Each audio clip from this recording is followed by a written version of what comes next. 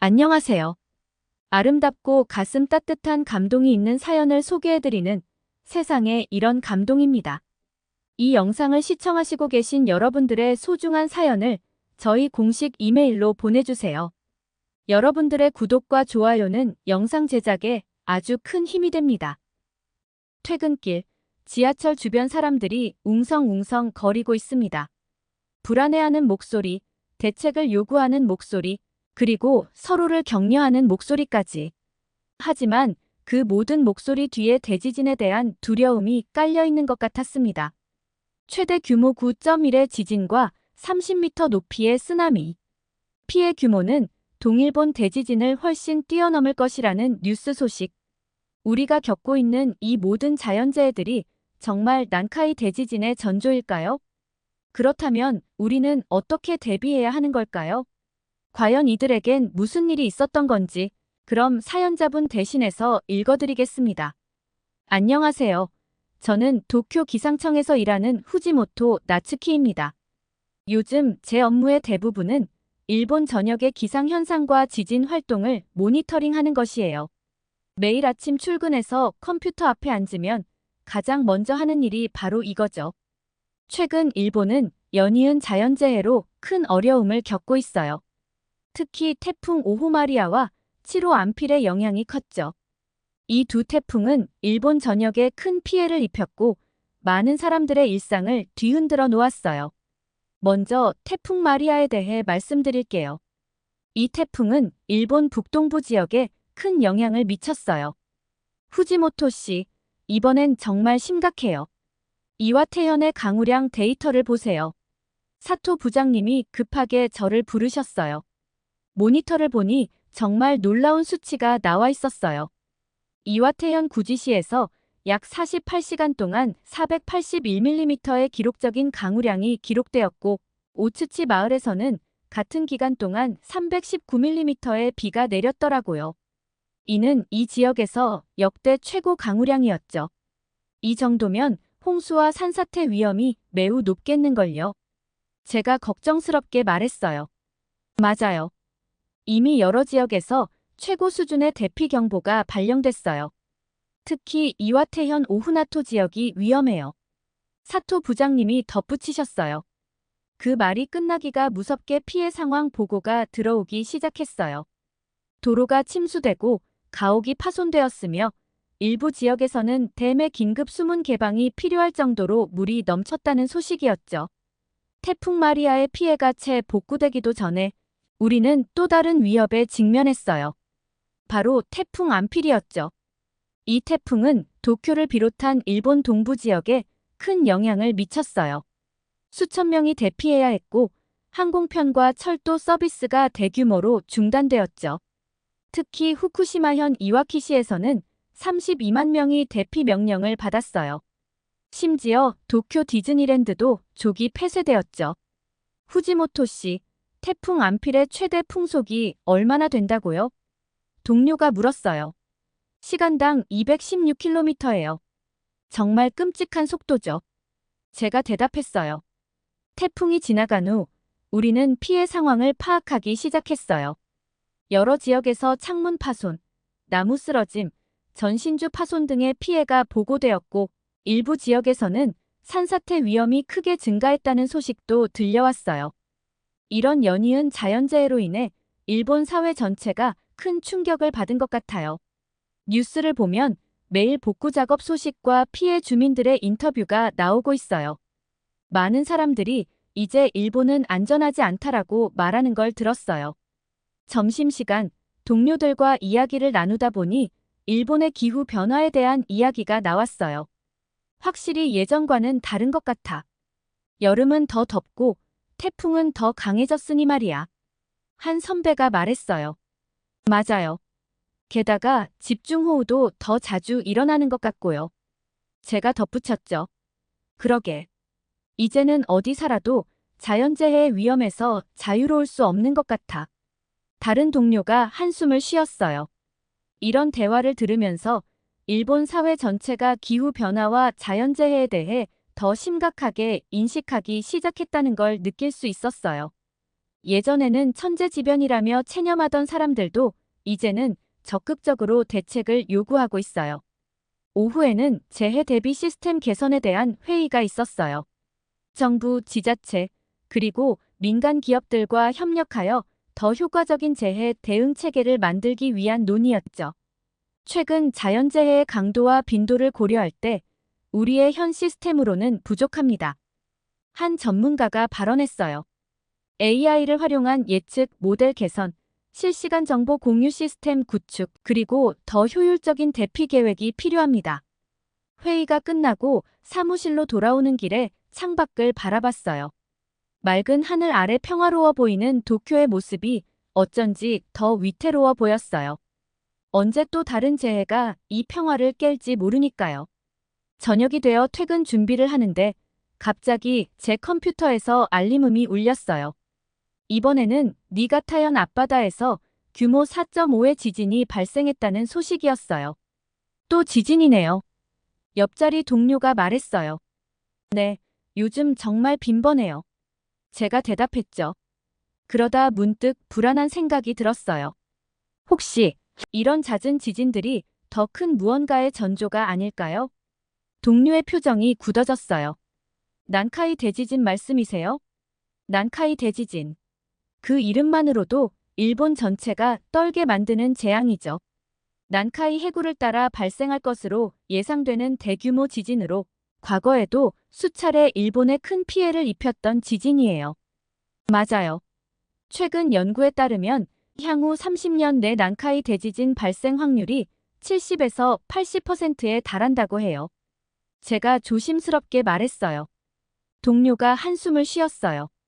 그렇게 높다니.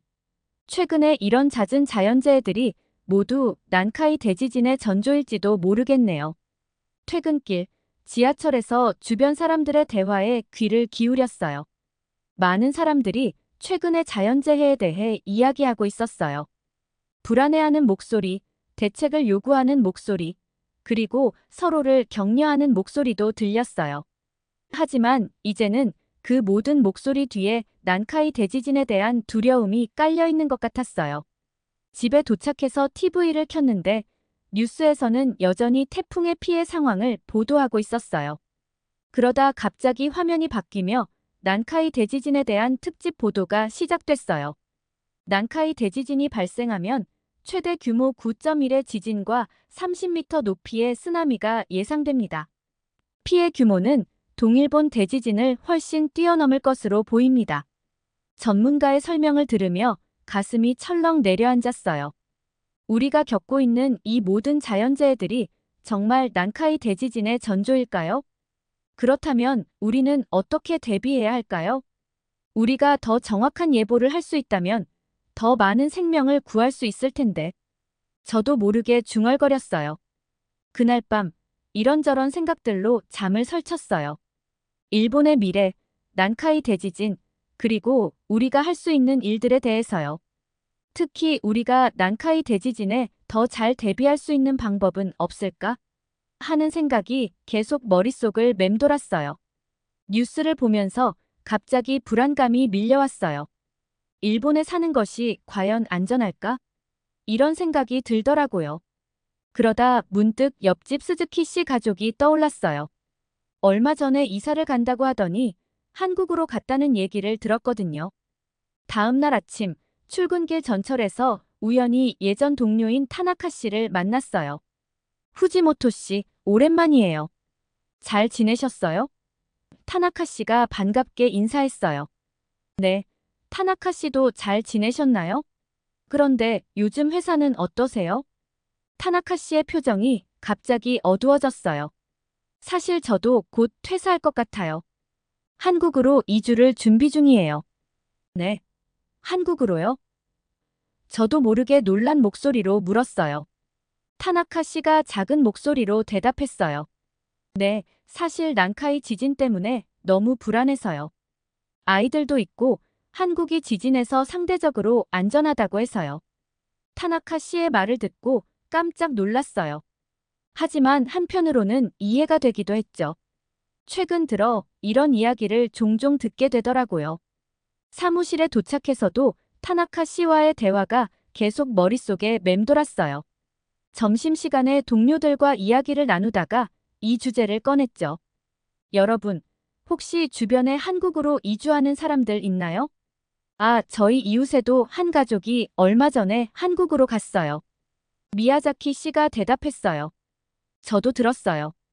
요즘 SNS에서 한국 이주 관련 게시물을 자주 보게 돼요. 사토 씨가 덧붙였죠. 그러게요. 한국은 지진이 상대적으로 적다고 하더라고요. 게다가 화산 활동도 거의 없고. 나카무라 씨의 말에 다들 고개를 끄덕였어요. 대화를 나누면서 일본 사회에 퍼진 불안감이 생각보다 크다는 걸 실감했어요. 특히 난카이 지진에 대한 두려움이 많은 사람들의 마음속에 자리 잡고 있다는 걸 느꼈죠. 오후 회의에서는 이런 사회적 분위기에 대한 논의도 있었어요. 최근 한국으로의 이주를 고려하는 일본인들이 늘고 있습니다. 우리는 이런 상황을 어떻게 받아들여야 할까요? 한 동료가 질문을 던졌어요. 사토 부장님이 깊은 한숨을 내쉬셨어요. 우리가 할 수 있는 건 더 철저히 준비하고 정확한 정보를 제공하는 것뿐입니다. 하지만 개인의 선택을 존중해야 하죠. 회의가 끝나고 자리로 돌아오는 길에 창밖을 바라봤어요. 도쿄의 화려한 풍경이 눈에 들어왔지만 그 아래에 숨겨진 불안감도 느껴지는 것 같았어요. 퇴근 후 집으로 가는 길에 서점에 들렀어요. 그런데 한국 이주 가이드, 한국어 빠르게 배우기 같은 책들이 베스트셀러 코너에 진열되어 있는 걸 보고 또 한 번 놀랐어요. 정말로 많은 사람들이 한국 이주를 고려하고 있구나 싶었죠. 그날 밤 이런저런 생각들로 잠을 설쳤어요. 제가 하는 일의 의미, 일본의 미래, 그리고 개인으로서의 선택에 대해서요. 특히 한국에 대한 부러움이 조금씩 커지는 걸 느꼈어요. 지진의 위험이 적다는 것, 그것만으로도 얼마나 큰 축복일까 하는 생각이 들더라고요. 다음 날 아침, 출근길에 우연히 옛 선배님을 만났어요. 후지모토 씨, 잘 지내나? 요즘 일이 많이 바쁘지? 선배님이 물으셨어요.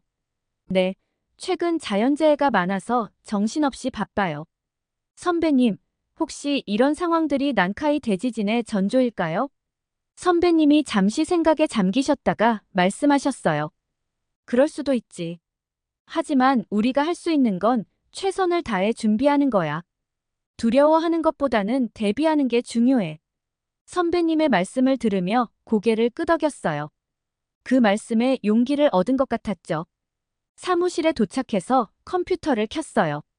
오늘도 여러 데이터를 분석하고 예보를 준비하고 대책을 세우는 일상이 시작됐죠. 하지만 이제는 조금 다른 마음가짐으로 일하게 된 것 같아요. 우리가 하는 일이 정말 중요하다는 걸 다시 한번 느꼈어요. 비록 난카이 대지진을 막을 순 없지만 우리의 노력으로 많은 생명을 구할 수 있다는 걸 알게 됐으니까요. 앞으로 어떤 선택을 하게 될지, 일본은 어떻게 변해갈지 아직 모르겠어요. 하지만 지금 이 순간 제가 할 수 있는 최선을 다하는 것, 그게 제가 내린 결론이에요. 언젠가 일본도 한국처럼 지진 걱정 없이 살 수 있는 날이 올까요? 그날을 꿈꾸며 오늘도 저는 일본의 하늘과 땅을 지키는 작은 파수꾼으로서 최선을 다할 거예요. 제가 들려드릴 이야기는 여기까지입니다. 사연을 듣고 함께 해주셔서 감사합니다. 저희는 실제 사연을 제보받고 있습니다. 힘이 되는 응원의 메시지를 남겨주시면 사연자분에게 전달해드리도록 하겠습니다. 저희가 전해드리는 사연이 시청자분들의 하루에 작은 힘이 될 수 있으면 좋겠습니다. 지금까지 세상에 이런 감동이었습니다. 좋은 영상으로 다시 찾아뵙겠습니다. 감사합니다.